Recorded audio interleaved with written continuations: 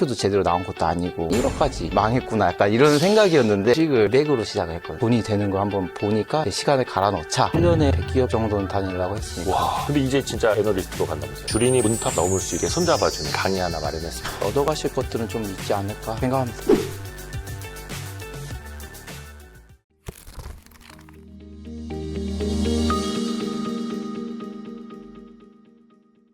중국경제금융연구소 전병서 소장님, 어서 오십시오. 안녕하십니까. 안녕하세요. 저희가 작년 11월에 모셨더라고요. 네. 그 사이에 반도체주들의 주가가 장난이 아닙니다.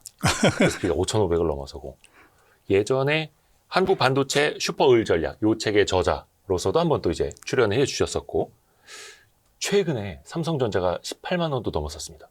하이닉스 이제 90만 원 왔다 갔다 하고 있고, 이런 흐름을 좀 어떻게 보고 계세요? 엄청 강하지 않습니까? 가치의 재발견이다. 예. 그래서 우리가 가졌던 그런 포텐셜을 사실은 우리가 뭐 작년 상반기 6월까지만 해도 뭐 어떤 회사 망한다고 막 그렇게 떠들었지만 네. 불과 8개월 만에 이건 뭐 완전히 바뀐 거죠. 그래서 뭐 우리로 봐서는 그 사이에 갖고 있었던 포텐셜을 너무 저평가했다. 근데 이번에도 사실은 주가를 올리는 게 우리 개미들은 뭐 국내는 뒷북 쳤고 외국인들이 사서 올린 거잖아요. 그래서 그는 외국인이 어떻게 보면 한국의 그런 반도체 회사들의 포텐셜을 이제 확실하게 리빌레이션 해줬다. 뭐 그렇게 볼 수 있을 것 같아요. 외국인이 달리 보기 시작했다.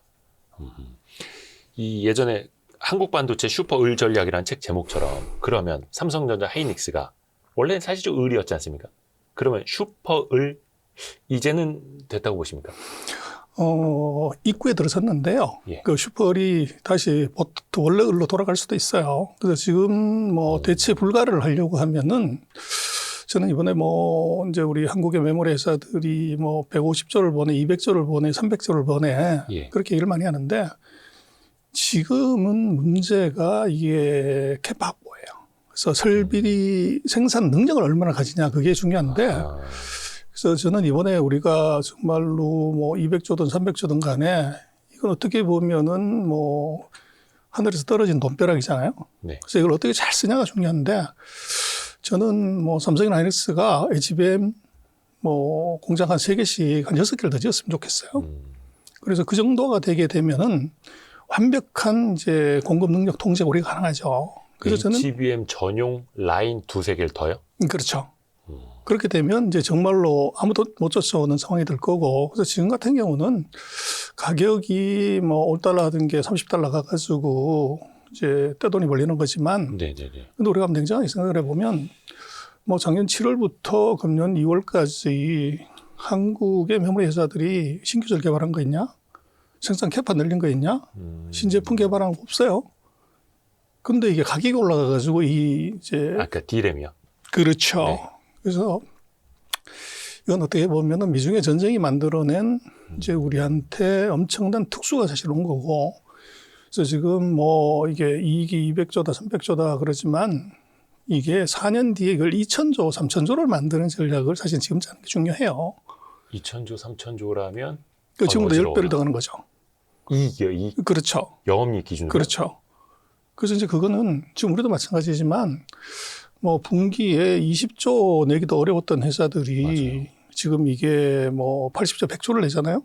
그것의 이유가 가격이 이게 5달러 가던 게 6배 올라가가지고 지금 이런 일이 벌어졌다고요. 맞아요. 그럼 우리가 생산량이 같이 가더라도 가격 통제를 걸치면 이걸 10배로 올릴 수도 있어요. 그래서 지금 있는 가격에서 10배를 더 올리는 전략이 뭐냐. 이것은 정말 대체 불가. 한국에 HBM이 없으면은 이제 전 세계 어떤 나라도 이해를 못하게 하는 캐파를 확보하는 게 지금 제일 중요하거든요. 기술은 이미 우리가 맨 앞에 가 있고 네. 그것을 이제 공급할 수 있는 능력이 사실은 중요하죠. 오늘도 삼성이 뭐 첫 번째로 HBM4를 철화해서 사진도 내고 그랬던데. HBM4 세계 그렇죠. 최초 양산 출하. 예. 근데 지금은 세계 1등 뭐 이런 1등 출하는 거 별로 의미가 없어요. 그래서 정말로 안정적으로 얼마나 많은 양을 공급할 수 있냐가 이제 중요하죠. 많은 양. 그렇죠. 그래서 지금 보면은 하이닉스는 뭐 아무 반응이 없어요. 그래서 그게 뭐냐 그러면 아이러니하지만 누가 먼저 HBM4를 양산을 해서 공급을 하는 요거 그냥 미묘하게 좀 신경전이 있더라고요. 그래서 그건 별 의미가 없는데 그건 오히려 제가 볼 때는 2등하는 삼성의 초조함이 반영이 된 거죠. 아, 오히려. 그래서 지금 상황은 HBM은 이미 뭐 엔비디아가 얘기를 했지만 예. 있는 대로 다 사겠다. 그래서 이미 물량은 2026년에 생산되는 것 전량 다 입도 전매예요. 예. 이제 그 상태에서는 이게 기술 인정했다는 거기 때문에 누가 빨리 이제 출하를 해내는 게 아니고 그럼 몇 개를 공급할 수 있냐? 이게 핵심이에요. 그래서 이미 뭐 하이닉스 같은 경우는 한 60%에서 70% 정도 캐파를 이제 갖고 있고 지금 삼성이 이제 HBM3, 3E에서 이제 헛발질하는 바람에 이게 엔비디아한테서 한 20에서 30 정도밖에 못 받았단 말이에요. 네. 그래서 금년 상반기도 지금 출하는 일본으로 했지만 그 엔비디아한테서 물량 얼마를 받냐. 그게 퍼센테이지가 중요하지. 가장 먼저 이제 트럭이 실었다. 거기는 물론 의미는 있어요. 삼성이 최근 한 2년 동안에 뭐 HBM 기술에서 엄청나게 어떻게 보면은 이제 힘들었고 이제 그것을 우리가 극복했다. 이런 이제 상징성은 뭐 확실한데 네. 지금 있는 HBM의 수급 사항을 보면 먼저 내는 건 의미 없고 누가 더 많이 내냐. 요게 승부다.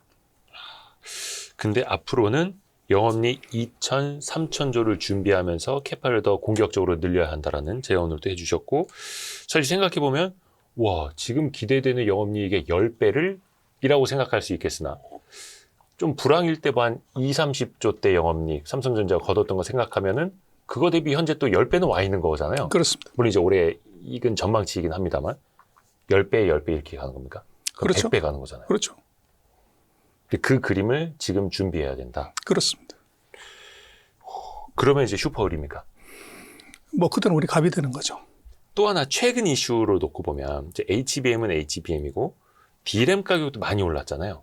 해서 DRAM도 기존에는 뭐 스팟 가격이라고 해서 시장 가격이 있었고 고정 계약이라고 해서 한 몇 개월 단위로 이렇게 계약을 해서 공급하는 게 있었는데 이제 그보다는 막 6개월, 1년 단위의 장기 계약을 가져가면 이 메모리 반도체 업체가 그냥은 아닐 것이다. 더 릴레이팅이 될 것이다. 이런 분석들이 있고 또 한켠에서는 아니 지금 D램 가격이 계속 오르고 있는데 지금 여기에서 장기 계약 맺어버리면 안 된다. 더 좀 지켜보자.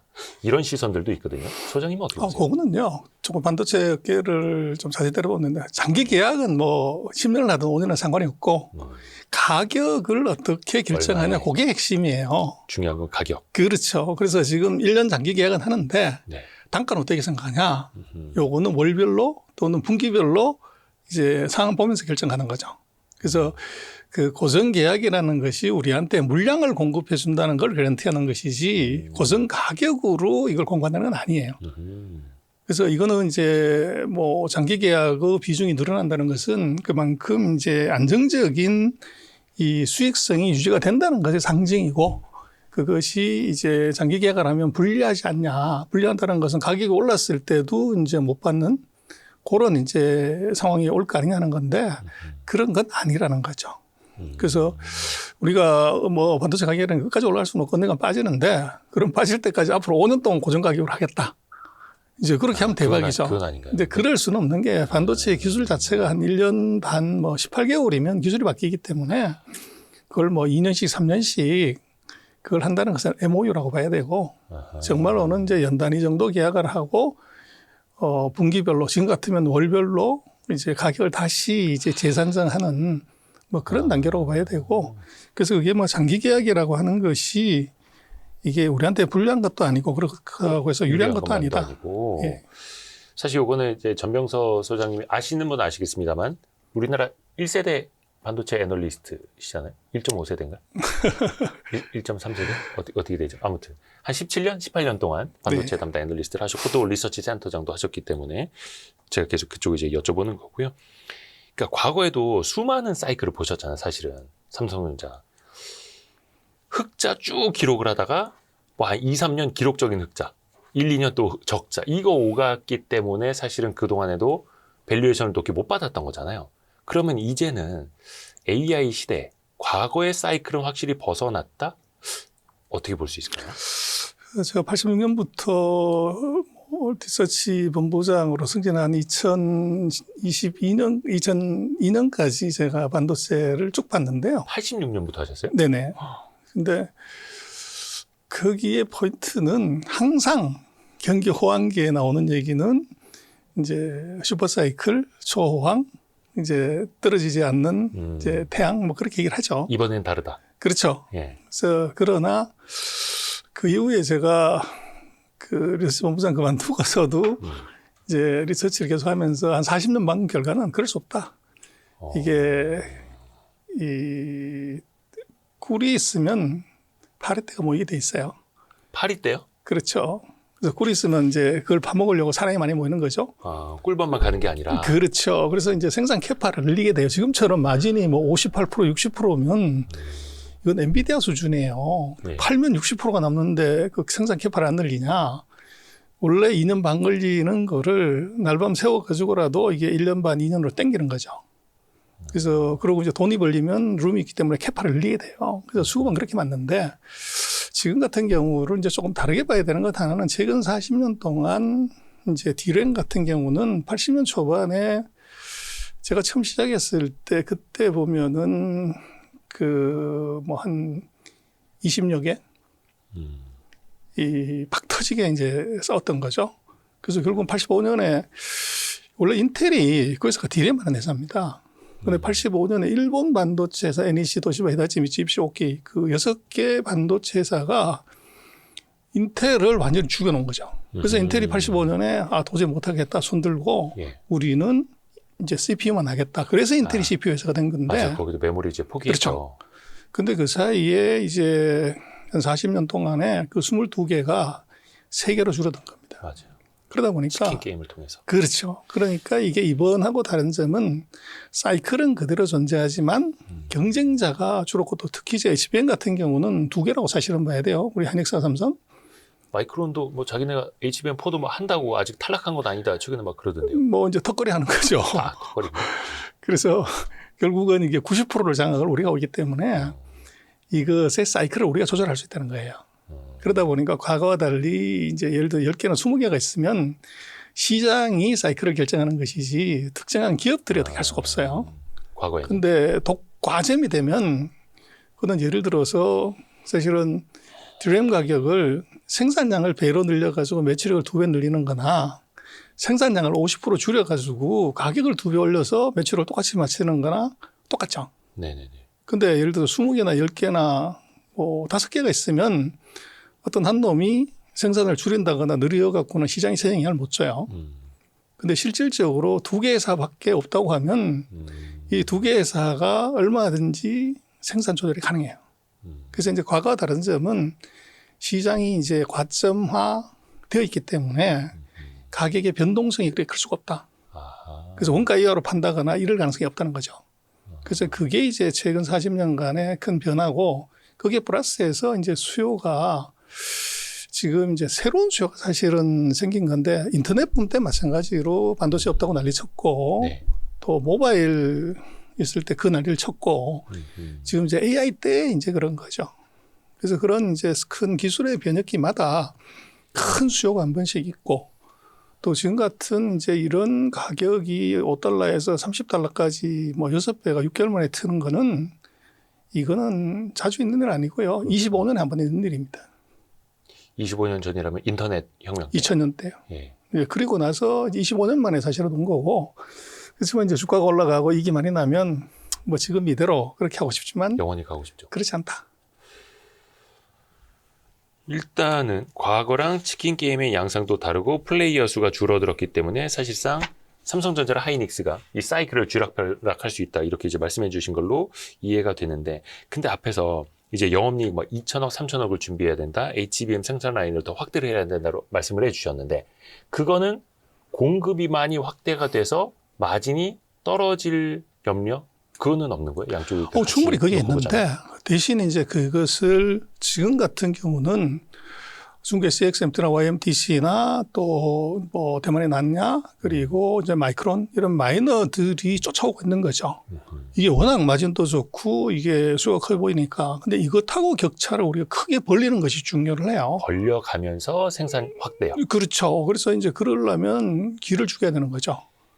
그래서 우리가 지금보다도 생산 캐파를 한 2배를 더 늘려놓으면 어떻게 되냐.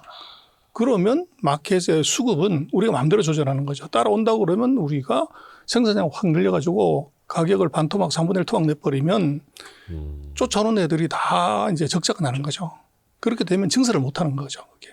그래서 우리로서는 지금. 먼저 해놓고 우리는. 그렇죠. 그래서 물량 확보가 이번에 이거는 이제 관건이지 기술은 어차피 뭐 시간이 1년 6개월 그 사이에 서로 캐치업하는 거예요. 그러나 공장은 이거 2년 반 뭐 걸리기 때문에 그것은 쉽지 않은 일이죠. 그렇죠. 이게 뭐 어느 날 갑자기 되는 것도 아니고 지금 왜 HBM 라인을 증설하는데 기존 DRAM보다 한 1.6배의 공간이 더 필요하고 삼성은 P4 평택에 조금 남아있고 공간이 하이닉스는 M15X라고 하는 공간 조금 있어서 또 여유가 있지는 않다. 그래서 그거는 지금 용인에다가 우리가 지금 뭐 몇백만 평 지금 반도체 전용 공장을 지금 지어요. 그 공장은 또 새로 예, 짓는 남사 것도 이쪽에 삼성 뭐 하이닉스 다 마찬가지 거기다 지면 되는 거죠.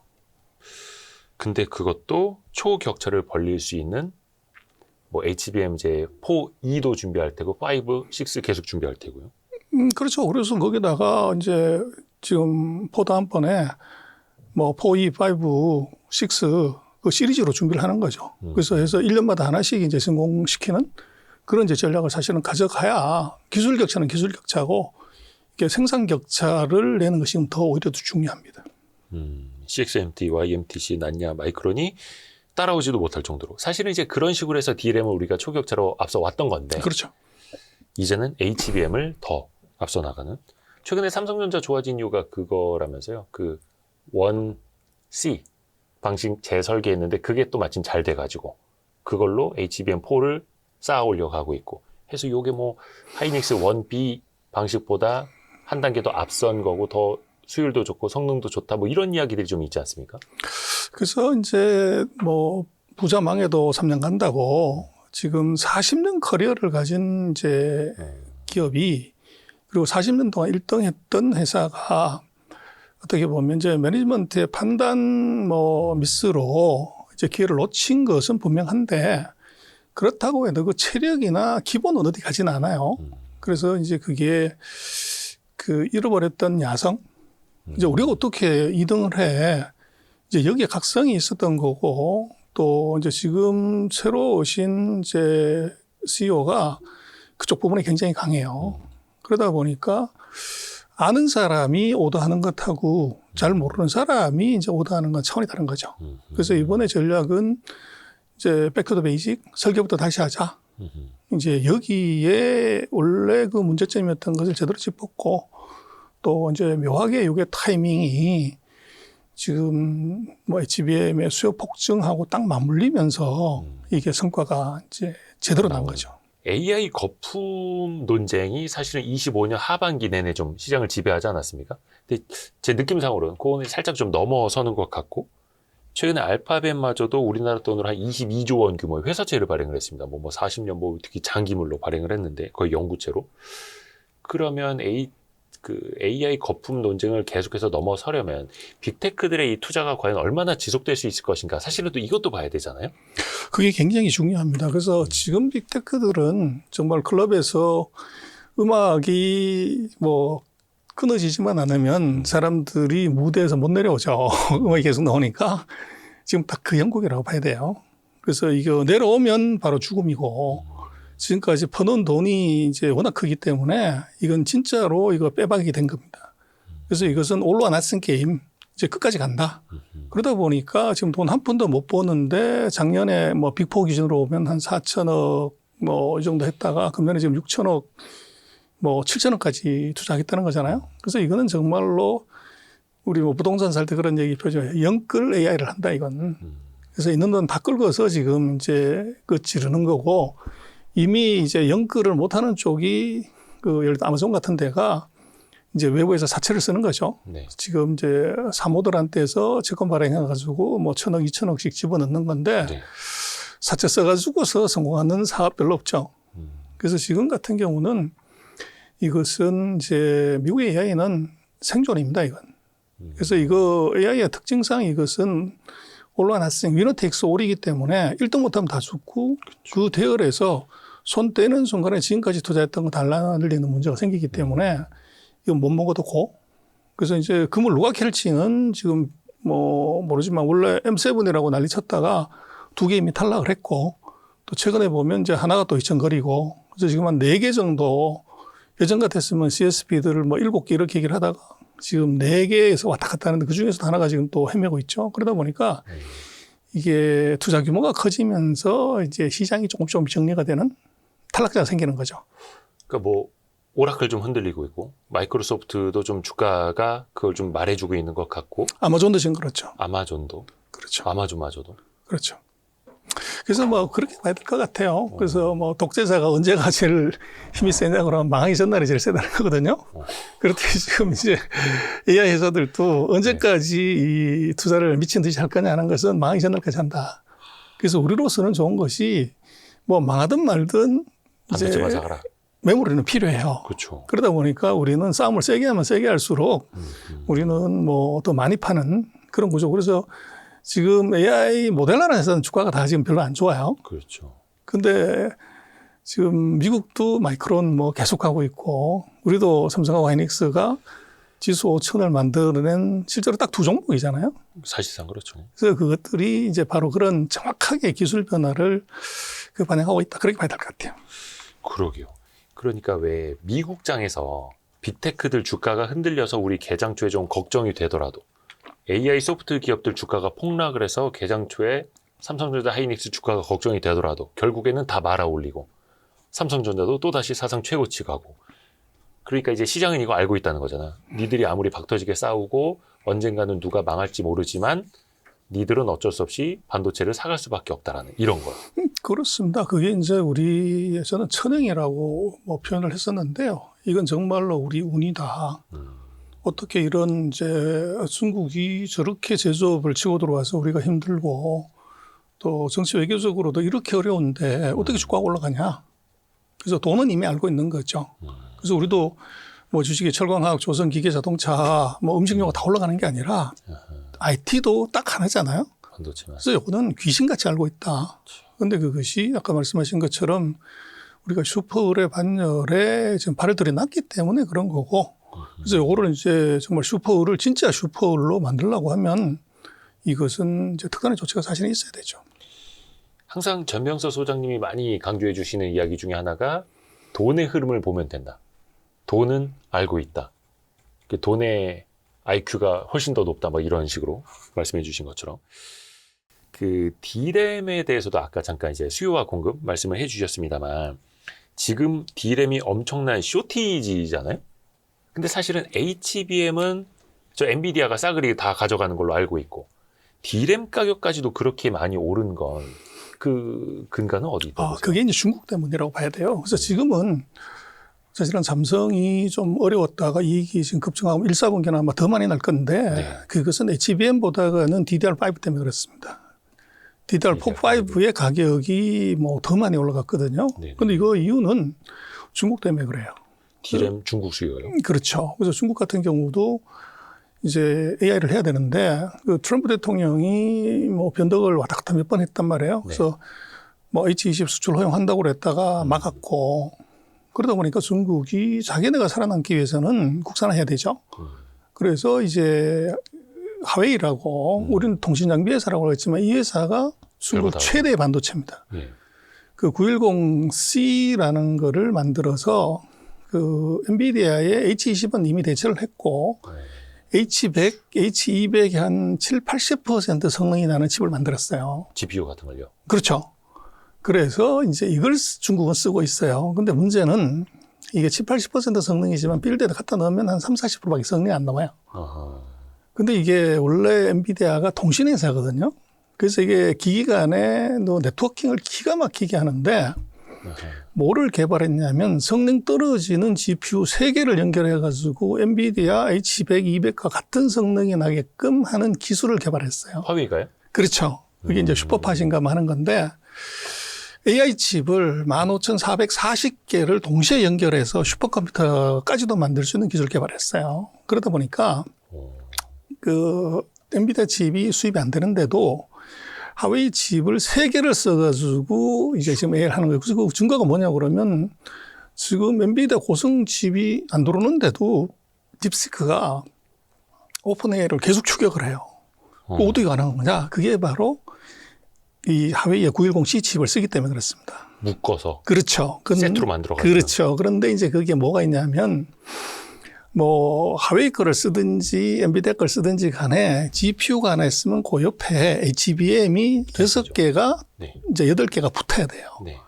근데 이게 엔비디아 칩을 쓰면 6개밖에 필요 없는데 지금 어센드 칩을 쓰면 GPU를 3개를 달아야 되니까 거기에 같이 붙는 이제 HBM은 6개가 아니라 18개가 필요한 거죠. 그런데 문제는 이걸 국산화하라고 그러니까 중국은 이거 지금 DDR4도 이제 겨우 만들고 있는 상태에서 DDR5를 붙이려고 하니까 이게 DDR4 라인을 죽이고 DDR5로 전부 이제 라인을 전환을 한 거죠. 그러다 보니까 DDR4를 안 만드니까 DDR4 가격이 폭등을 해버리고 오히려 DDR4가 DDR5보다 더 비싸졌어요. 그렇죠. 그게 바로 이제 삼성전자가 DDR4 라인에서 대박난 이유고 그리고 DDR5도 이게 지금 이 GPU도 그렇지만 뒤에 GPU를 만들어서 돌리면 뒤에 서버가 있어야 된단 말이에요. 그렇죠, 서버탄이. 그렇죠. 예. 거기에는 DDR5가 또 들어가요. 그러다 보니까 하웨이는 엔비디아 칩을 쓰면 서버도 예를 들면 1대1이라고 그러면 GPU에 액셀레이터를 하나를 만드는 가속기를 하나 만들면 되고 뒤에 서버 하나만 있으면 되는데 같은 성능을 내니까 3개가 다 필요한 거죠. 그러다 보니까 DDR5 수요도 폭증을 했는데 문제는 중국이 DDR5를 4라인을 전용을 하다 보니까 이론상으로 기술이 한 단계 더 업그레이드가 되면 생산량은 한 20% 정도 줄어들게 돼 있어요. 그래서 가만히 있어도 생산량이 줄어야 되는데 DDR4 만들던 기술 갖고 5를 하게 되면 일드가 다 나오는 거거든요. 그 수율이. 그렇죠. 수율이. 그러다 보니까 중국에서의 이게 DDR의 수요가 이제 갑자기 확 늘어난 거죠. 그게 이제 작년 하반기부터 나타난 현상이고 그게 이제 우리로서는 HBM 말고 또 대박이 난 게 바로 DDR5입니다. 그래서 아마 금년도는 DDR5의 익스포저가 훨씬 더 큰 삼성이 하이닉스보다도 이익 증가 속도가 훨씬 빠를 거예요. 그러니까 어떻게 보면은 중국에서 그렇게 수요가 높아진 게 삼성 하이닉스엔 굉장히 이제 축복이 되는 거고 최근에 그 CXMT였을 겁니다. 그 실적이 발표됐는데 매출은 꽤 많이 증가했는데 이익은 오히려 더 안 좋아졌던가 변화가 없더라고요. 그러니까 수율이 엄청나게 이제 아직은 안 좋다는 그 방증이십니다. 그건 이제 SMIC라고. SMIC였다. 그렇죠. 헷갈렸습니다. 그런데 CXMT는 비상장이기 때문에 실적을 공개하지 않아요. 그런데 아마 금년 하반기에 공개하는데 지금 그 서류를 했어요. 그래서 그 상장심사 서류를 제가 한번 봤는데 내리적산하다가 요게 적자폭이 대폭적으로 줄고 있어요. CXMT가요? 그렇죠. 그래서 금년에는 뭐 CXMT도 이익이 이제 확 날 것 같아요. 그래서 우리만 버는 게 아니라 중국도 같이 벌고 있다. 그리고 이제 우리가 좀 봐야 되는 것은 지금은 뭐 반도체가 없어서 난리지만 중국이 이제 IPO에서 떼돈을 이제 땡기고 또 자체 사업에서도 흑자가 나면 뭘 하냐? 캐파 늘리는 거죠. 그래서 우리로서는 지금 그 우리 내부적인 뭐 수급이나 이것만 보면 안 되고 아까 말씀을 드렸지만 이번 작년 8월 이후에 디램 가격의 폭등의 원인은 미중의 반도체 전쟁이 있고 중국의 이제 갑작스러운 수요 증가가 이게 굉장히 중요한 트리거가 돼 있어요. 근데 거꾸로 이거를 이제 수급을 악화시키는 트리거도 중국이 될 수 있습니다. 그래서 중국의 지금 생산 캐파 증설, 그 다음에 일드업, 그리고 또 이제 조금 봐야 되는 것은 YMTC라고 하는 낸드를 하는 회사가 네네네. 이게 정부의 뭐 지시도 있었겠지만 메모리를 DDR로 들어와요. 디램을. 그러니까 원래는 낸드 플래시 메모리 중심으로 하던 YMTC가 이제 디램으로 들어오는 거죠. 아니 근데 그게 사실 디램이 뭐 이렇게 뭐 붕어빵처럼 만들 수 있는 것도 아니고 엄청난 기술 장벽이 있는 건데 그걸 공유하는 겁니까? CXMT랑 아닙니다. 기술 공유? 따로 가는 건데 경쟁인데요. 근데 디램이라는 게 기술의 난이도는 높지만 못할 정도는 아니에요. 그래서 그러니까 난이가 높은데 어떻게 CXMT가 따라왔냐 이거죠. 그래서 그것은 결국은 돈하고 시간을 넣으면 이제 되게 돼 있고, 근데 문제는 YMTC가 그 엑스태킹이라고 하는 이 3차원 이 접합 기술을 갖고 있어요. 그러니까 낸드 플래시 메모리를 쌓아서 올리는 그 기술. 그렇죠. 그걸 이제 두 개를 붙여가지고 이제 집적도를 확 높여버리는 거죠.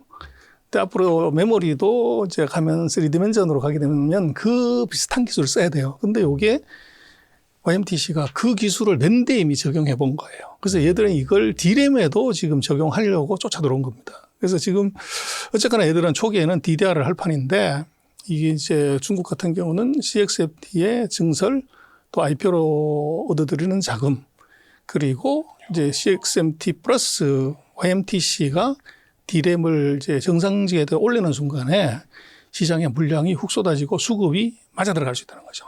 그러면 지금같이 이제 가격이 저렇게 폭등하던 이제 D램 가격도 이게 멈추거나 또는 조정을 받을 가능성이 있어요. 그래서 정말 케어풀리 와치해야 되는 것은 우리 삼성의 하이닉스의 고정 가격 뭐 이게 아니고 중국의 그 생산 물량이 어떻게 늘어나고 어떻게 쏟아지는가 그걸 이제 예의주시해서 봐야 됩니다. 근데 사실 그 아시는 분들 아시겠습니다만 그 낸드 플래시 메모리를 접합하는 기술인 엑스태킹이라고 말씀해 주신 거는 이미 삼성전자가 YMTC의 기술을 사서 쓰겠다라고도 이야기가 나왔던 그거잖아요. 뭐 사서 쓴다는 건 아닐 거고요. 예. 근데 지금 뭐 이제 협업한다고. 뭐 그럴 수는 있지만 그럴 가능성은 실제로는 거의 없을 것 같고.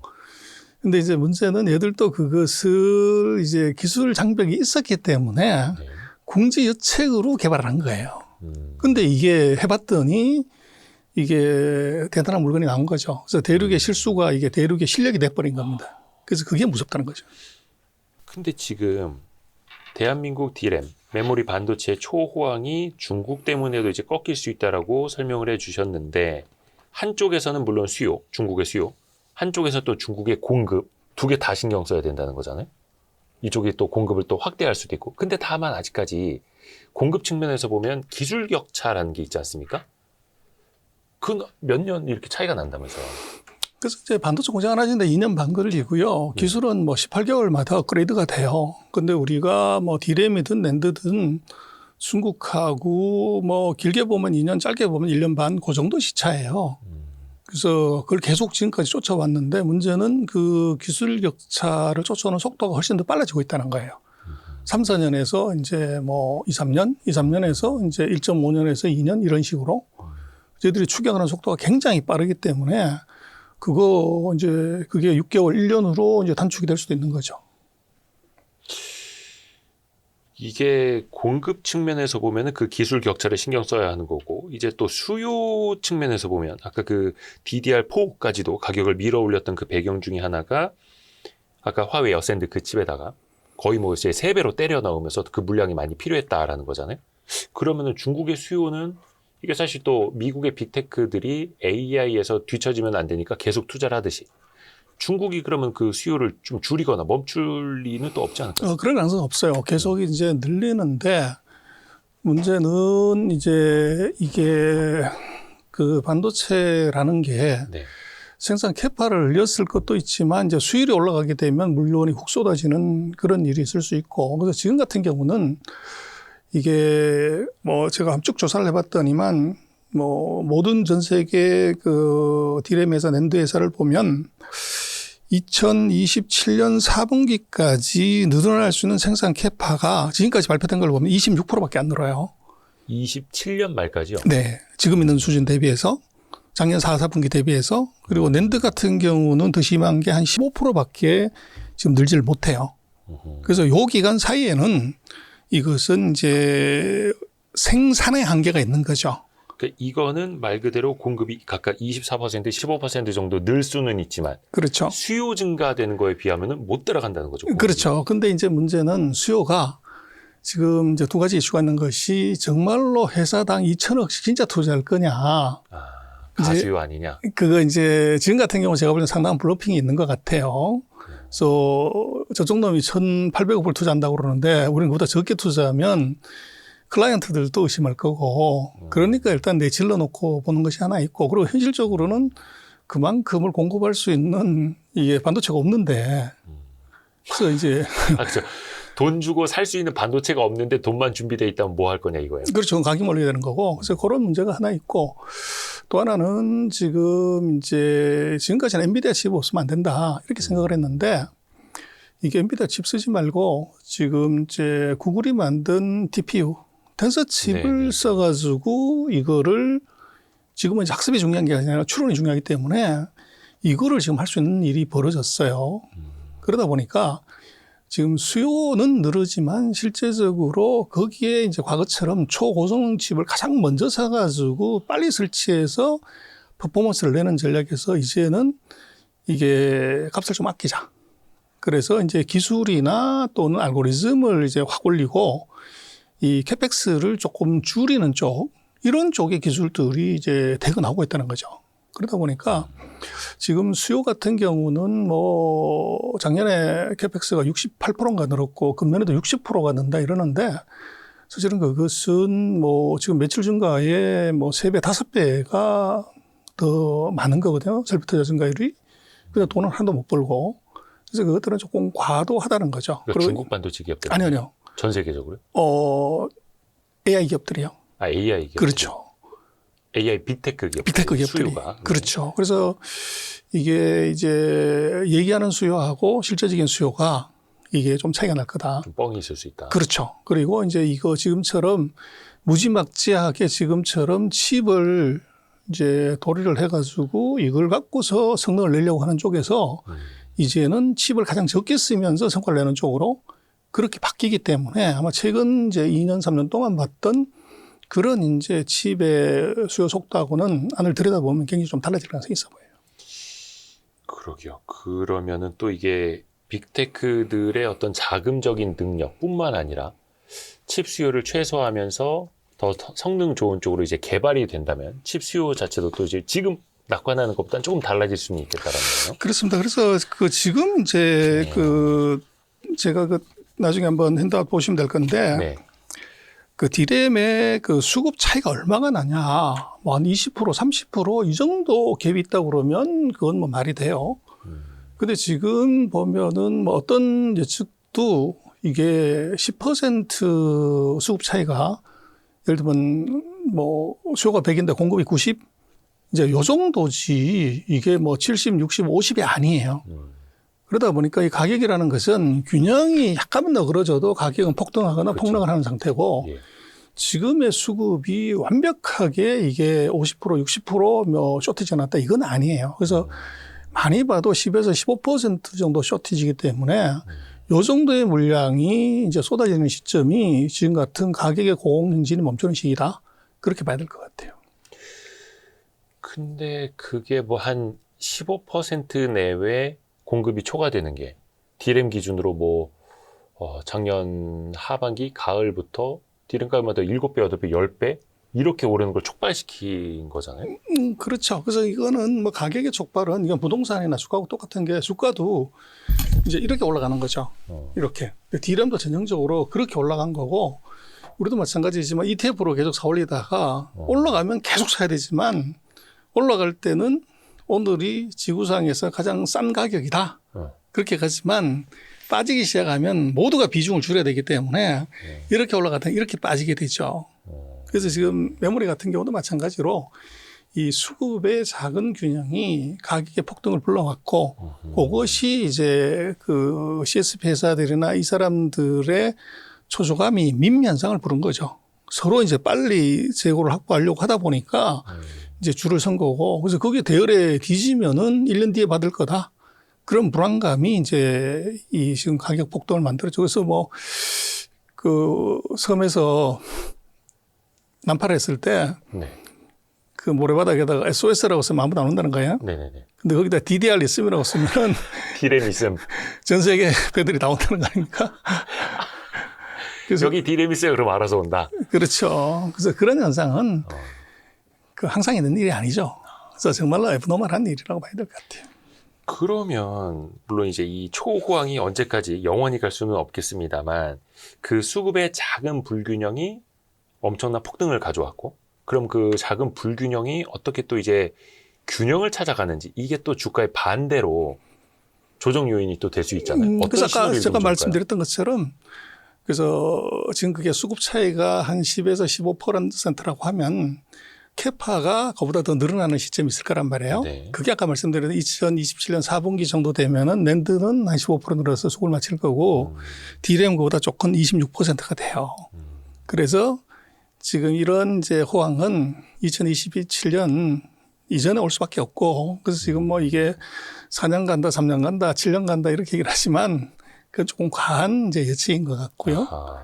그래서 일단은 이제 그것의 의미는 먼저 재고를 봐야 돼요. 그래서 그 유통재고 포함한 메모리 업체 재고가 뭐 평균이 예를 들어서 10주였는데 이게 7주가 떨어졌다가 이게 8주, 9주, 10주로 올라가게 되면 요게 이제 수급이 맞아 들어가는 중요한 관건이고 두 번째는 지금 우리 이제 하이닉스나 삼성 그리고 마이크론 중국의 CXMT에 증설하는 물량들이 언제 완공이 되냐 요거 체크를 해봐야 돼요. 그래서 이제 그게 완공이 되는 시점에서 한 6개월 지나면 물량이 훅 나온단 말이에요. 네. 그래서 지금 뭐 사실은 주가 차트만 봐서 될 일이 아니고 정말로 빅가이들의 동향 플러스 제일 중요한 반도체 회사들의 증설 계획 또 완공 계획, 생산 캐파 이거 같이 봐야 돼요. 그래서 이제 그거를 뭐 일반인들이 알기는 참 어렵지만 요즘 애널리스트들이 반도체는 열심히 일을 하시기 때문에 아마 증권사 반도체 레포트를 보시면 그렇죠. 저기 뒤에 어펜딕스 막 이런 자료로 있죠. 다 나옵니다. 그래서 한번 보시면 될 것 같아요. 그래서 나중에 아마 그 지금 자료 다 뭐 편집하실 때 제가 네. 그 드린 거기에 디램하고 낸드 공장 그 2028년 4분기까지 그 증설 계획을 한번 이렇게 보여주시면은 화면에 아마 띄우고 참고가 될 것 같습니다. 그래서 저희가 그 요 앞에도 있습니다만 와이즈 클럽에서 최근에 가장 많이 하고 있는 세미나가 역시 반도체입니다. 제일 중요하고 제일 많은 사람들이 관심도 있고 어저께도 사실 이제 SK증권 최도현 센터장 와가지고 했습니다. 와이즈 클럽 검색해 보세요. 네, 좋습니다. 그래서 이제 사실은 전병서 소장님이 반도체 전문가시기도 하고 또 중국의 경제, 중국의 금융도 전문가시기도 하고 중국 이야기도 좀 이제 같이 입체적으로 보고자 하는데 시진핑 주석이 왜 춘제 그러니까 설 앞두고 보통 이제 시찰 활동할 때 군대를 가거나 민생 현장을 가거나 했다는데 이번에는 IT 혁신단지 뭐 이름이 국가신창원이라고도 하는데 거길 찾았다고 합니다. 이건 뭔가 좀 상징적인 변화인 걸까요? 뭐 상식적으로 할 수 있지만 예. 뭐 정치인이라는 게 환영받는 데 가야 되잖아요. 환영받는데. 그래서 최근에 보면 중국이 군부를 대대적으로 축청을 했어요. 예. 그래서 거기 분위기 안 좋죠. 그리고 민생도 뭐 내리 3년 동안 이제 뭐 밖을 못 나가기 있기 때문에 작년 12월 달에 중국의 내수 소비가 거의 0%가 나왔어요. 그래서 그런데 시찰 가면 이제 욕먹을 수 있죠. 근데 욕은 안 하잖아요. 중국에서 큰일 나잖아요. 거기는. 그래서 뭐 어쨌거나 그래서 눈으로 욕하는 거죠. 그래서 이제 간 눈치 데가 보는구나, 거기도. 작년에도 중국이 GDP 5% 맞추는 데는 이것은 이제 혁신 기업들, 신기술 기업들이 뭐 26%, 30% 이렇게 증가해서 5%를 맞춘 거예요. 그래서 거기를 가게 되면 뭐 박수 아니라 무슨 뭐 정말 행가리를 쳐줄만 하죠. 그래서 그렇게 한 거고 그 얘기는 지금 그게 군대나 민생이 중요하지 않다 그런 건 아니고 이제 보여주는 것이 이제 굉장히 중요한데 지금 중국으로서는 가장 지금 중요하고 긴박한 일이 미국의 기술 봉쇄를 뚫는 거예요. 그렇죠. 그런데 거기에 내 관심이 어디 있다를 이제 몸으로 보여준 거죠. 그래서 지금 혁신 기업 또 테크 기업이 내 관심의 1순위다. 이제 그것을 어떻게 보면 전 국민들한테 보여주는 것이고 또 다르게 생각을 하면 뭐 대통령이 한번 떴다 그러면 우리도 업 되잖아요. 또 바로 이제 무슨 지원이 들어오고 그렇듯이 그 테크 업체들에 대한 보이지 않는 지원 뭐 그런 게 이제 같이 있는 아주 굉장히 고도로 계산된 시찰이다 그렇게 봐야 될 것 같아요. 정책적으로도 그렇고요. 그렇습니다. 당장 미중 간의 정상회의가 이제 얼마 안 남았습니다. 네. 2달 정도 남았잖아요. 4월에 한다고 했고 이거는 트럼프 대통령이 중국에 간다고 했고 그러면 그때까지는 그러면 미중 간에 뭐 어떤 좀 특별한 잡음 같은 건 없을까요? 뭐 좀 있을 거는 같아요. 그래서 둘이가 서로 밀당을 이제 해야 되는데, 그래서 늑대하고 딜메이커하고 이제 둘이 싸움이단 말이에요. 그래서 뭐 중국이 하는 게 전략 외교잖아요. 늑대 외교잖아요.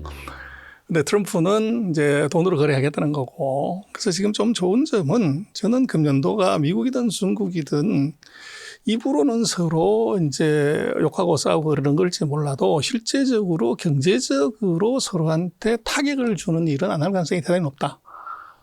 그래서 그것은 뭐 미국도 그렇고 중국도 그렇고 이게 선거가 걸리면 이것은 악재가 없어요. 그래서 선거에 악재 없다는 말이 뭐 정시에서 있는 말이지만 미국은 이제 11월 달에 중간선거를 해야 되고 또 트럼프가 왜 방중을 하냐 하는 것은 사실은 선거에 도움이 돼야 돼요. 그러다 보니까 지금 같은 경우 미국도 뭐 소비나 이런 게 숫자가 계속 안 좋게 나오잖아요. 네. 근데 만약에 둘이 싸워가지고 그 중국이 지금 뭐 히토를 가지고 미국을 공격하고 있지만 그것 말고도 이제 트럼프 대통령을 잡아뜨릴 수 있는 카드가 있어요. 그 첫 번째가 월마트입니다. 월마트요? 월마트에서 파는 물건의 60%가 메이드 인 차이나예요. 아하. 그 우리도 뭐 다 뭐 소화하는 거기에 들어있는 물건들 거의 뭐 60, 70%다 메이드 인 차이나잖아요. 네. 근데 만약에 이것을 공부 안 해버린다. 그러면 민생 난리 나는 거죠. 물가 폭등할 수 있고. 예. 두 번째가 이게 애플이죠. 그래서 시가총액 2등 뭐 이렇게 하는 애를 애플이 아이폰, 아이팟 뭐 이거 90% 중국에서 만드는데 그 영업전지 6개월 때려버리면 어떻게 되냐. 나스닥 대폭락하는 거죠.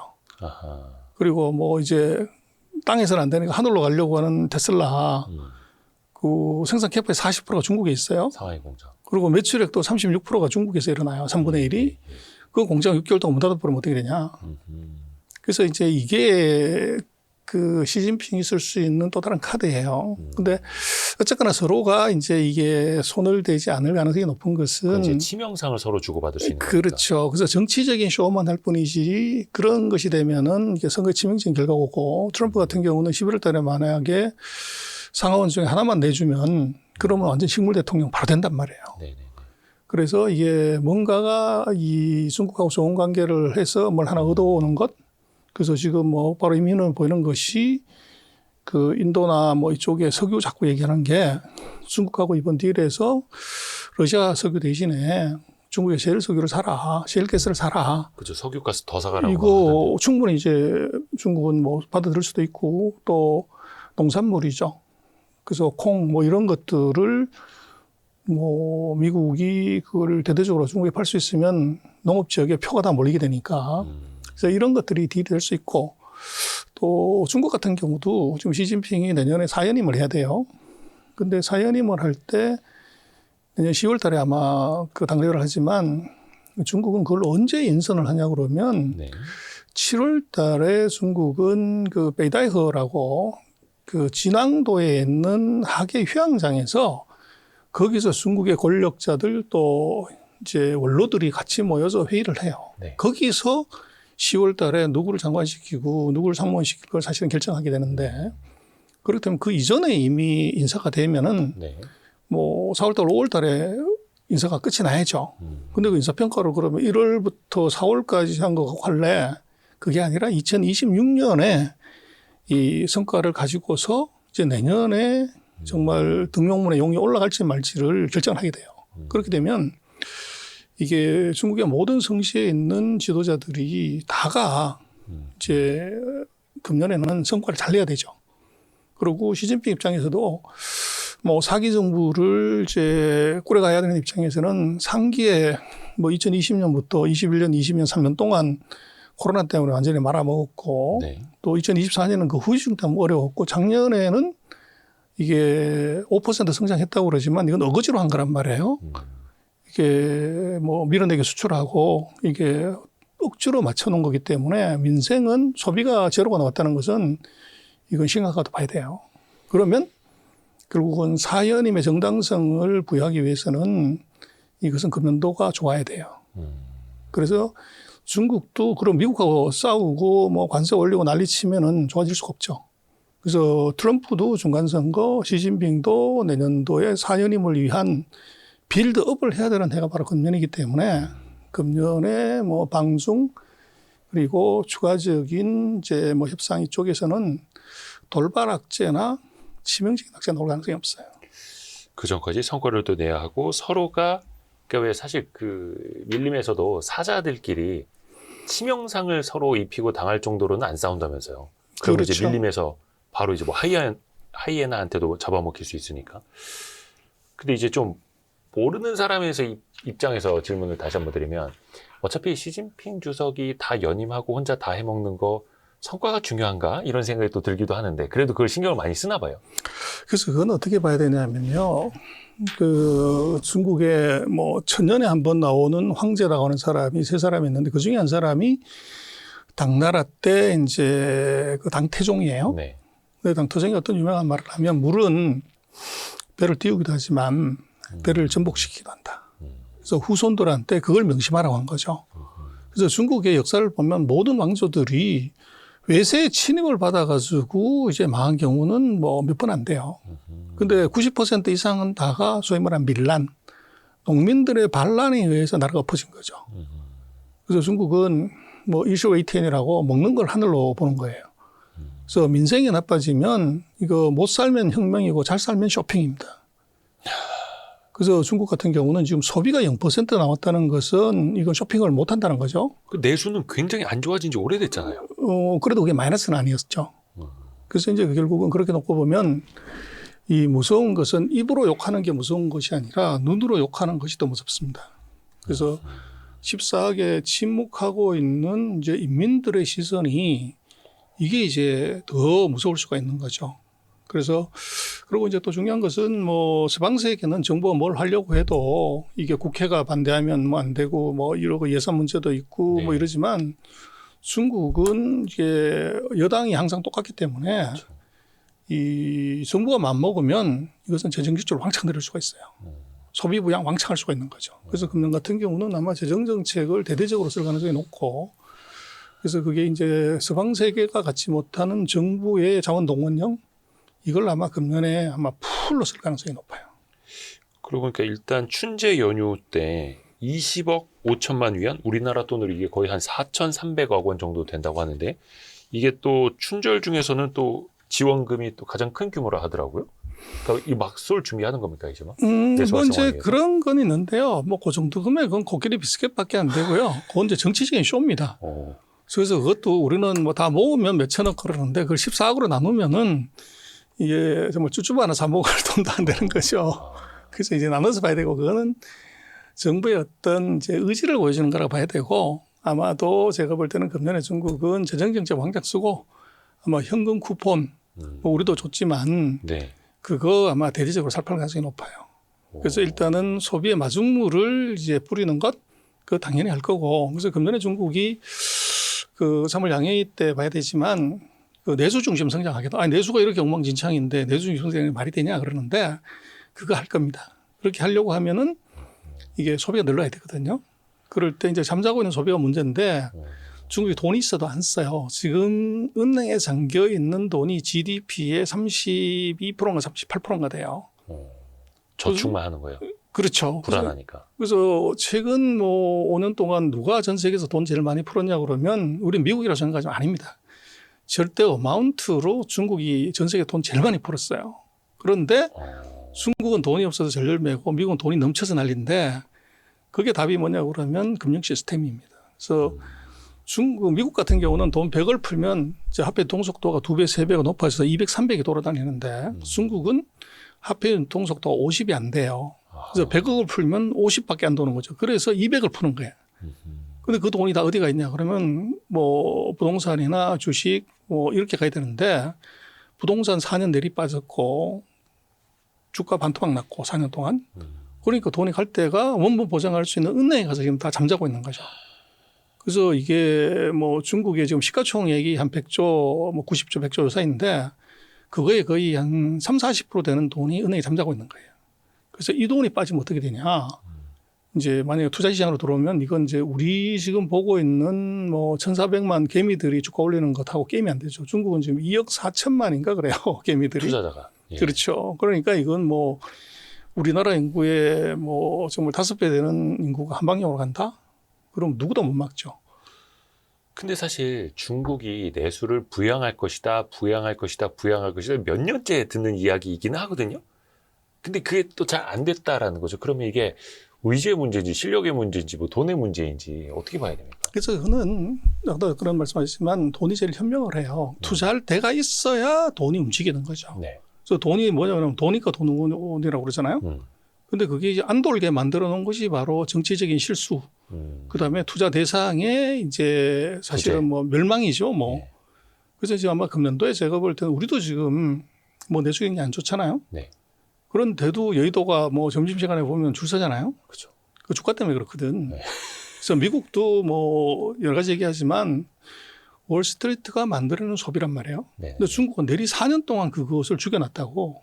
그래서 지금 제가 볼 때는 중국은 금년에 증시 부양할 겁니다. 증시 부양. 증시가 올라가면서 이제 은행인 돈들이 증시로 들어오고 최근에 보면 작년 12월 달부터 중국이 AI 회사, 그다음에 AI 칩 회사 그리고 로봇 회사들을 대거 상장시킵니다.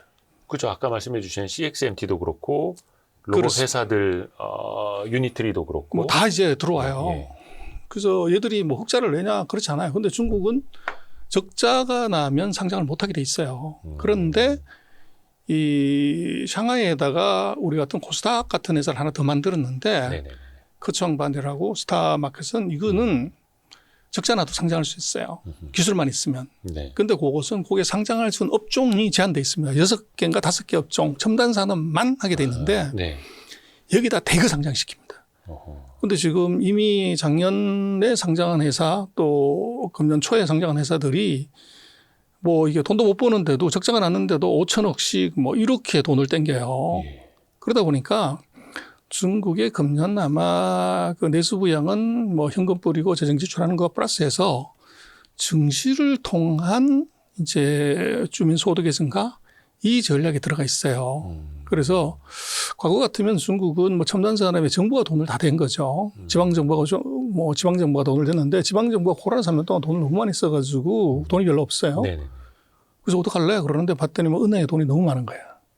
그래서 요 돈을 증시로 끌어내고 증시가 과열되면 곤란하니까 물을 타는 거죠.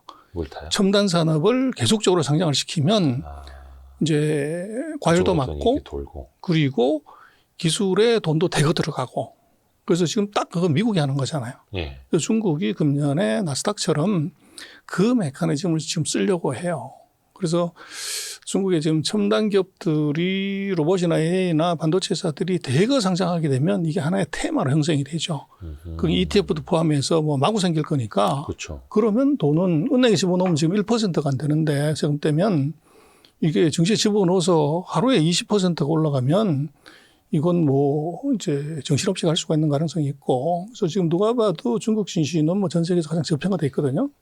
그러다 보니까 이제 중국이 아마 금년에는 그 증시를 통한 기업의 자금 조달, 그다음에 소득 증가를 통한 소비 부양, 요 전략을 같이 쓸 것 같아요.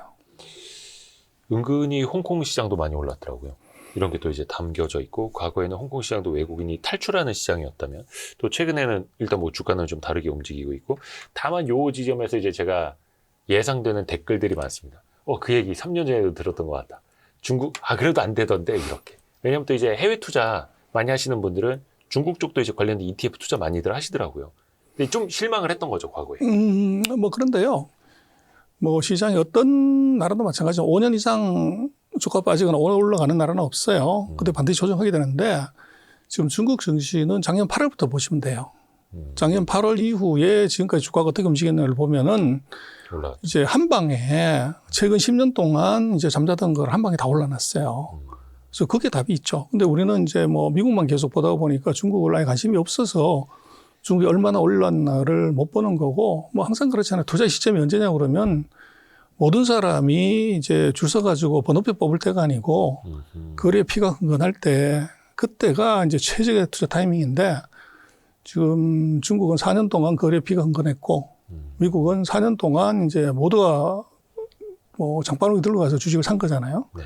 그랬을 때 이제 어느 쪽에다 이제 익스포저를 좀 나눠야 되냐는 것은 그건 뭐 분명한 것 같아요. 자산 배분 측면에서. 그렇죠. 이게 특히 시진핑 주석의 사연임이 결정되는 27년을 앞두고 성과를 또 만들어야 한다는 이런 논리도 있고요.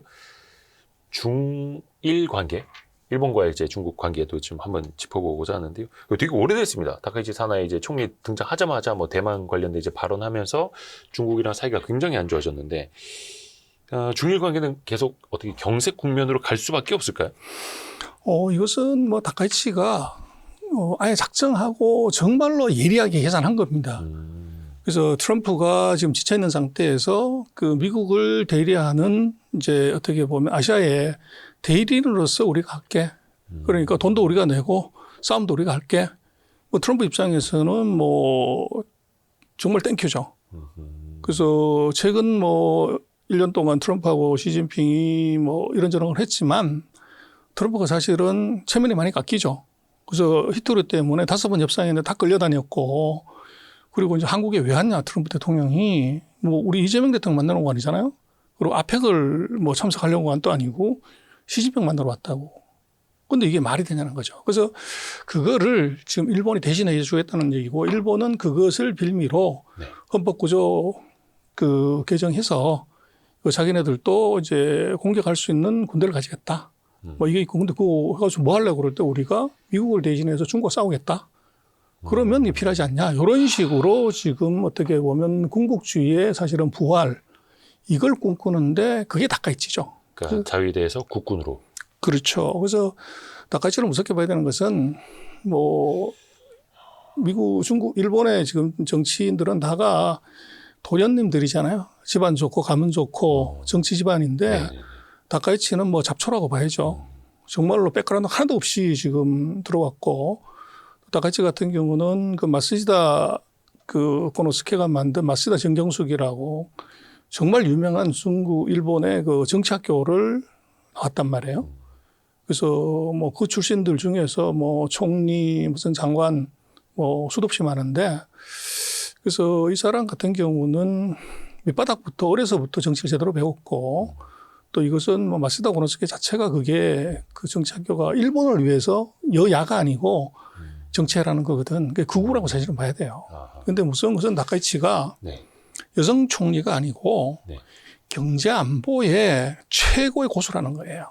그래서 뭐 지금 경제 안보 때문에 뭐 전 세계가 다 지금 난리치지만 경제 안보라는 컨셉을 만들고 심지어는 그걸 한계에 붙여 장관급으로 승격시킨 데가 일본이에요. 근데 다카이치가 바로 일본의 경제 안보상을 했어요. 네. 그러다 보니까 이것이 공급망 또 이게 경제 안보 그리고 일본이 가지고 있는 이제 강점이 뭔지를 이걸 어떻게 레버리지를 걸어야 되는지를 누구한테 보고받는 것이 아니라 이것을 가장 꿰뚫고 있어요. 그래서 감히 취임한 지 17일밖에 안 된 여성 총리가 미국도 지금 뭐 이게 질질 끌려다니는 중국한테 싸움을 걸었다? 이거는 뭐 미친 거 아니에요? 그런데 문제는 거기에 카드가 있었다는 거죠. 다 계산된 거다. 바로 포토레지스트. 그래서 지금 뭐 반도체 없으면 아무것도 못 하는데 포토레지스트를 지금 일본이 지금 예를 들어서 첨단 반도체 들어가는 것은 거의 100% 공급한다고 봐야 돼요. 그렇죠, 거의. 근데 그거 끊어버리면 어떻게 되냐? 그러면 이게 중국이 지금도 헤매지만 조금 고급화된 반도체는 아예 못 만드는 거예요. 그러다 보니까 이것은 뭐 결정적인 미국이 중국한테 히토리에 당한 것처럼 지금 그걸 카드로 쓸까 말까 이제 중간에서 넣었다 뺐다 하면서 중국과 협상을 할 정도죠. 그래서 뭐 그렇게 놓고 보면 지금 다카이치 같은 경우는 그 목표가 무슨 단순한 정치인의 인기가 아니고 헌법 개정을 통한 일본의 재무상 또 아시아에서의 그 2인자 요거를 노리기 때문에 이것은 중국과는 계속 살 수밖에 없다. 아니 근데 일본 입장에서 우리가 포토레지스트 주지 않으면 중국의 반도체 생산이라든지 발전도 없다. 이건 또 이제 미국도 되게 뒤에서 흐뭇하게 볼 수도 있을 텐데 그 반대로 히토리 공급을 이제 못하면서 일본의 경제도 타격을 받을 수밖에 없잖아요. 그래서 요거는요 상호 인질이 되는 겁니다. 그래서 이게 적 100명을 죽이려면 우리도 7, 80명 죽어야 되는 게임을 만들었기 때문에 그걸 이제 겁 안 내는 지도자가 이기는 거죠. 근데 지금 같은 경우는 이제 그 공급망을 한번 흔들었을 때 그 충격이 서로가 자리가 날아갈 정도로 위험하기 때문에 카드로서는 쓰지만 실행은 하기가 대단히 어렵죠. 그래서 근데 보도를 보면 중국이 이미 히토류 수출 통제하기 시작했다 이런 내용들 나오던데. 근데 그거는 이제 일본 같은 경우는 한번 당했기 때문에 그 상대적으로 다른 나라에 비해서는 이게 히토류 비축량도 많고 예. 그리고 이게 이제 다른 후진국의 히토류의 소싱을 상당 부분 다른 나라에 비해서 많이 해놓은 거죠. 그래서 이제 그 일정한 기간은 뭐 크게 문제가 없을 거고 그래서 뭐 경험이 최고 선생님이라고 한번 중국한테 터져본 경험이 지금 그걸 카드로 써서 이제 중국하고 대항을 할 수 있는 그런 이제 힘이 돼버린 거죠. 근데 이것도 아까 그 밀림의 사자들의 싸움 이야기한 것처럼 진짜 치명상까지 갈 것이냐 아니면 서로 이제 견제하는 정도로만 미국의 대리인 역할로만 싸워줄 것이냐 이것도 봐야겠네요. 그렇죠. 여우가 뭐 영악하잖아요. 일본이 딱 지금 그거죠. 그래서 기회를 보고 있다가 결정적인 순간에 딱 들어와서 자기가 챙길 거를 풀로 지금 챙기는 거. 그러다 보니까 우리는 사실은 너무 아까 제가 반도체 얘기하면서 천행이라고 했던 것이 우리한테는 정말로 이게 대운이 들어온 것 같아요. 8개월 동안 우리가 아무것도 안 했는데도 하늘에서 돈이 수백조가 지금 떨어져 들어오고 중국이 우리를 뭐 지금 최근 뭐 몇 번의 우리 지도자들 방문이 있었지만 저렇게 세게 환영한 적이 별로 없어요. 아, 냉랭했었는데. 그렇죠. 그리고 이번에 일본도 뭐 같이 드럼 치고 치자고 할 정도로 우리가 환영받았단 말이에요. 그래서 이거는 중국도 미중 관계에서 한국하고 어떻게 보면 잘 지내는 것이 미국의 동맹을 균열시키는 거고 또 지금 다카이치 같은 경우는 중국과 싸움하려면 한미일 동맹은 필수예요. 네, 그렇죠. 그래서 뭐 미국이야 뒤에서 미는 거지만 한국은 다른 변수이기 때문에 한국을 잘 관리하고 한국을 자극하지 않게 하는 것이 이게 자기네 전략이 굉장히 중요하죠. 그러다 보니까 우리는 몸값이 올라가. 사실은 뭐 오부지리 한다고 그럴까? 중국과 일본한테서 다가 우리가 몸값이 올라가는 아주 기가 막힌 이제 패가 왔지만 그러나 우리가 일본을 잘 봐야 되는 것은 항상 뒤통수를 치잖아요. 결정적인 순간에 또 이제 우리 편 안 들면 뭐 그렇죠. 우리가 그 사이에 민감하게 봤던 몇 가지 문제를 훅 던질 수도 있다고요. 전략적으로. 그래서 이제 그런 것들 조심해야 되고 그리고 일본 같은 경우도 우리가 반도체나 뭐 이제 LCD나 이런 쪽에 들어가는 핵심 소재나 뭐 이런 것들을 여전히 우리 의존을 해요. 네. 그래서 이게 중국이 한국한테 미국한테 히토리를 쓸 수 있지만 일본도 한국한테는 그런 소재를 언제든지 무기로 쓸 수 있어요. 우리 편 안 들면 뭐 이렇게 하겠다 그럴 수 있거든요.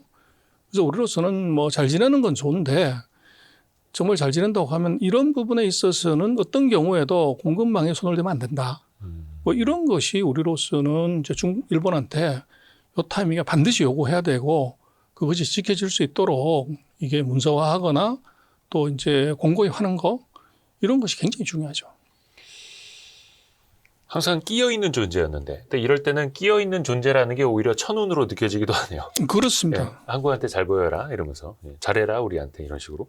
또 최근에 뭐 중국의 여행객도 일본에 가려던 그 수요가 또 한국으로 많이 온다고 하고 근데 이게 또 일시적일 것인가? 또 이것도 또 고민이 되기도 합니다. 그래서 뭐 그렇다고 해서 계속 막 싸우라 할 수도 없고. 근데 중일 관계는 뭐 1, 2년 내에 지금 풀릴 상황이 아니기 때문에 그 중국 관광객 그리고 지금 얘들이 미국도 못 가잖아요. 그래서 유럽은 멀고 이제 한국에 올 수 있는 가능성이 굉장히 높아요. 그래서 우리가 그거를 뭐 지금 중국이 뭐 제조 뭐 닦고 조이고 기름치는 거 오지 말라는 거잖아요. 네. 근데 거기 가서 우리가 뭘 하겠다고 그렇게 하는 보다는 중국이 1년에 해외여행자가 1억 4천만 명 정도 돼요. 근데 우리나라에 오는 게 한 460만 뭐 그 정도인데 중국 관광객 한 10%만 우리가 유치를 하게 되면 이게 1,400만이에요. 그럼 우리 내수 경기 이제 훅 바뀔 수가 있죠. 근데 이제 그게 어떤 부가가치 있는 상품을 만들어서 하냐는 거고 결국은 중국을 우리가 이용하는 용중국을 어떻게 하냐. 이것에다가 우리가 진짜는 신경 쓰고 전략을 짜야 될 것 같아요. 그래서 중국을 OEM 팩토리로 썼던 건 이미 끝났지만 중국의 그런 소비 수요 또 해외 수요 이것은 우리가 같이 붙어 있고 또 주변 환경이 이렇게 우리한테 좋게 만들어줬다고요. 그랬을 때 우리가 고부가 제품을 중국의 관광객들한테 이제 팔아서 벌 수 있는 것. 그래서 저는 강남에다가 현대차를 한 5개를 더 만들 수도 있을 것 같아요. 예? 강남에다가 현대차를? 그렇죠. 현대 3D? 아니요. 그래서 지금 중국 관광객들 한국에 많이 오지만 아마 그 코로나 기간에는 못 봤는데 우리 강남역이나 뭐 이쪽에 보면은 전체 얼굴에다 붕대 감고 선글라스 끼고 이제 그 쇼핑하러 나오는 예, 분들 많아요. 예, 예. 그래서 지금 뭐 한국에 자주 올 수 없으니까 이 뭐 눈썹부터 시작을 해가지고 코 뭐 다 이렇게 이제 다 어떻게 보면 이제 손을 보려고 그러면 뭐 평균적으로 최하 한 2천에서 많으면 한 4, 5천까지 들어간다고 그러더라고요. 근데 우리가 중국에 뭐 다 그렇지만 우리도 그랬지만 인당소득 2만 달러 넘어가게 되면 미에 대한 수요가 굉장히 커지게 돼 있어요. 그렇죠. 예. 근데 중국의 의료관광객 340만 명만 받으면 어떻게 되냐. 우리 현대차 한 340만 대, 360만 대 차 만들어 팔잖아요. 그런데 만약에 그 정도를 받으면 그러면 이제 소나타 한 대 값이 나오는 거죠. 그래서 그분들의 미를 충족시켜주고 만족감 높여주고 우리는 부가가치를 창출하고. 근데 현대차 뭐 차 타고 볼 때는 순이익률이 뭐 10% 5% 안 되잖아요. 근데 이런 서비스업에서의 부가가치는 뭐 오피셜리 40% 실제로는 뭐 5, 60%가 넘잖아요. 네. 엔비디아보다 많이 높을 수 있어요. 그렇게 되면 만약에 정말로 우리가 중국의 의료관광객을 한 340만 명 받는다 그러면 수익률로 따지면은 현대차의 수익률 뭐 10%가 안 된다고 하면 그것이 4-5개가 강남에 서는 효과가 똑같죠. 그렇게 되면 엄청난 밸류를 이제 우리가 창출할 수가 있고. 그래서 우리로서는 뭐 중국에 가서 꼭히 닦고 저희가 기름치는 거 경쟁이 없다고 그러는데 계속 들어가겠다. 거기서 우리 당했다. 그렇게 할 필요가 없는 것이 우리 역사를 보면 철강학, 조선기계, 자동차 일본에서 온 거잖아요. 예. 근데 일본이 우리한테 그런 산업을 넘겼다고 해서 애통해하고 원통해하고 뭐 이러지는 않잖아요. 결국은 다른 뭐 일본 같은 경우는 소재 이걸 팔아서 많이 뭐 최근 30년 동안 우리가 중국한테서 한 6, 7천억 흑자를 냈지만 일본한테는 단 한 내도 흑자를 낸 적이 없어요. 맞아요. 근데 적자죠. 그러니까 그래서 일본은 산업은 보냈지만 거기 들어가는 소재를 팔아가지고 돈을 잘 벌고 있고 우리로서는 이제 하드웨어는 중국에 파는 것이 이제 어려워졌다면 중국의 그런 아웃바운드 수요 요거를 우리가 바로 옆에 있고 또 우리가 그 실력을 지금 갖추고 있잖아요. 그래서 이걸 어떻게 활용하냐가 이게 우리한테는 새로운 대단한 기회가 사실은 될 수가 있죠.